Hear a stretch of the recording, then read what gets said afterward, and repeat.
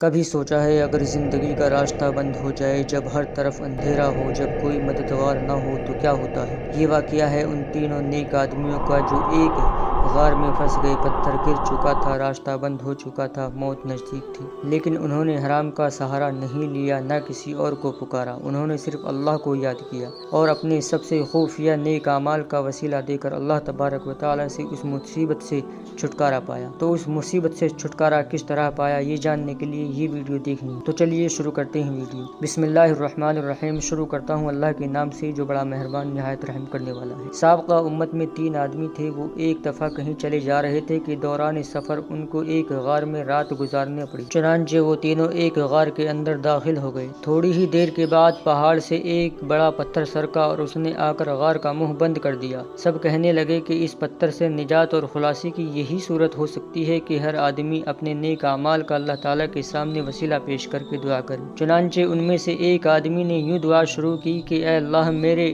بوڑھے ماں باپ تھے، میں نے ان سے پہلے اپنے بچوں کو کبھی دودھ نہیں پلایا تھا۔ ایک دن میں درختوں کی تلاش میں دور نکل گیا، جب شام کو واپس آیا تو وہ دونوں سو چکے تھے۔ میں نے ان کے لیے رات کا دودھ دھویا، جب ان کی خدمت میں لے کر حاضر ہوا تو وہ سوئے ہوئے تھے۔ میں نے ان کو جگانا پسند نہیں کیا اور مجھے یہ بات بھی اچھی نہ لگی کہ ان سے پہلے اپنے بچوں کو دودھ پلاؤں۔ چنانچہ میں اسی حالت میں کہ دودھ کا پیالہ میرے ہاتھ میں تھا اور ان کے بیدار ہونے کا انتظار کرتا رہا، یہاں تک کہ ساری رات گزر گئی اور صبح صادق ہو گئی اور بچے میرے قدموں میں بلبلاتے رہے۔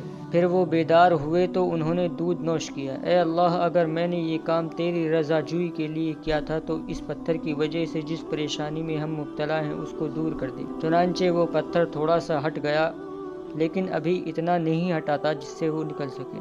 پھر دوسرے آدمی نے یوں دعا کی کہ اے اللہ، میری ایک چچا زاد بہن تھی، وہ مجھے بہت پسند تھی، اور ایک روایت میں یہ الفاظ ہیں کہ میں اس سے اس قدر محبت کرتا تھا جس قدر کوئی مرد عورت سے محبت کرتا ہو، بلکہ اس سے بھی کہیں زیادہ۔ ایک دن میں نے اس سے برائی کا ارادہ کیا تو وہ نہ مانی، حتیٰ کہ اس پر کچھ دن بعد قحط آیا تو وہ میرے پاس آئی۔ میں نے اس کو 120 دینار اس شرط پر دیے کہ وہ مجھے برائی کا موقع دے گی۔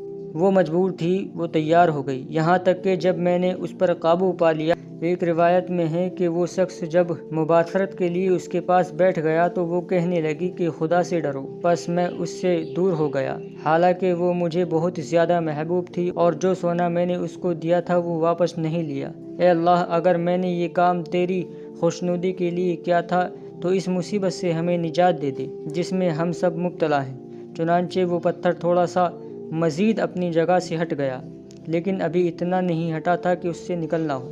پھر تیسرے آدمی نے دعا کی کہ اللہ، میں نے چند مزدور اجرت پر رکھے تھے، ایک آدمی کے سوا سب کی مزدوری میں نے ادا کر دی۔ وہ آدمی جس کی مزدوری میں نے ادا نہیں کی تھی وہ اپنے مزدوری چھوڑ کر چلا گیا تھا۔ میں نے اس کی اجرت کو بڑھایا یہاں تک کہ اس سے اموال کثیر ہو گئی۔ پھر ایک عرصے کے بعد وہ آیا اور اس نے کہا کہ اے اللہ کے بندے، میری اجرت مجھے دے دے۔ میں نے کہا کہ یہ اونٹ، گائے، بکریاں اور غلام وغیرہ جو تجھے نظر آ رہے ہیں یہ سب تیری ہی اجرت سے ہیں۔ اس نے کہا کہ اے اللہ کے بندے، میرے ساتھ مذاق نہ کر۔ میں نے کہا کہ میں تیرے ساتھ مذاق نہیں کرتا۔